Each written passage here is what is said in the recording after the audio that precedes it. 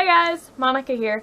So I'm going to show you how to do a real quick DIY. I'm going to show you how to take just basic mason jars and turn them into some really cute utensil holders for your kitchen or for anywhere else that you like to put them in your house.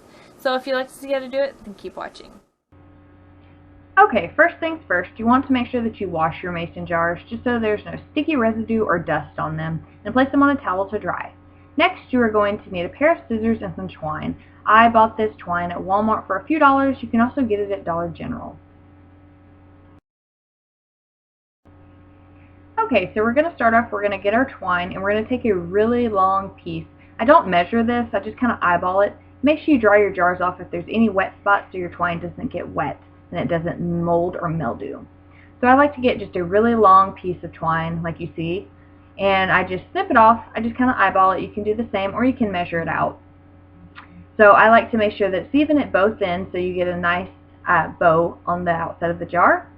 I like to face the front of the jar, the side that I would like the bow to be on, towards me. And so I just take my string, and as you can tell, I am just wrapping around until I have enough left to make a nice little bow. It might take you a couple of tries to find the perfect amount of rings to go around there, but just keep trying. So I tie it in a nice little bow, and then I'll just set it to the side, and I'll do the other two jars.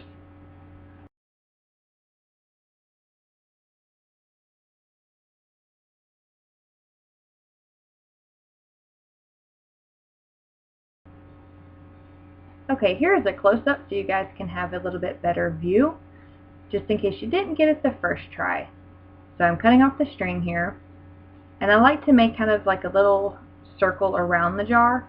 Measure out the string just to make sure that it's all nice and even so your bow comes out nice and even. But if your bow doesn't come out nice and even, that's perfectly fine. You can always trim off the excess. So I like to measure it out.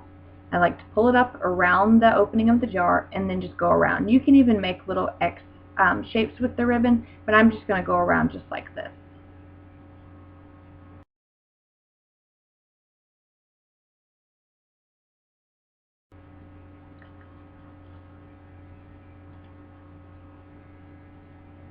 Okay, and as you can see, we are done wrapping the jars with the twine. So I have 3 jars, but you can make as many as you like. You can also put the twine on there with the lids on them. I'll show you that in a little bit.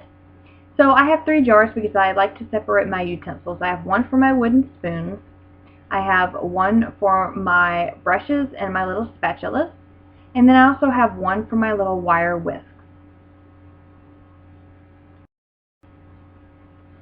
Okay, and that is it. You can also take the time if you'd like to color your mason jars. I like to leave mine clear because I have so many different colored dishes and pots and pans in my kitchen.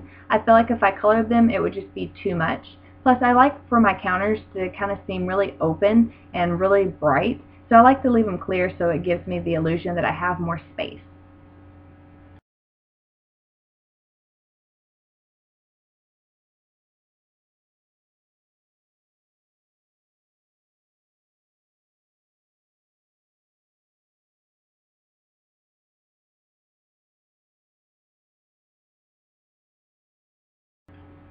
And as a bonus, if you're feeling really crafty, you can make yourself a nice coffee sugar jar. It's just a basic mason jar with the twine wrapped around it and the lid on, and I like to use it every morning for my coffee. Okay, that is it. So if you like this, don't forget to like and subscribe to my channel, and leave me a comment below letting me know if you want to see more of these country chic videos, and I'll see you guys in my next video. Bye guys!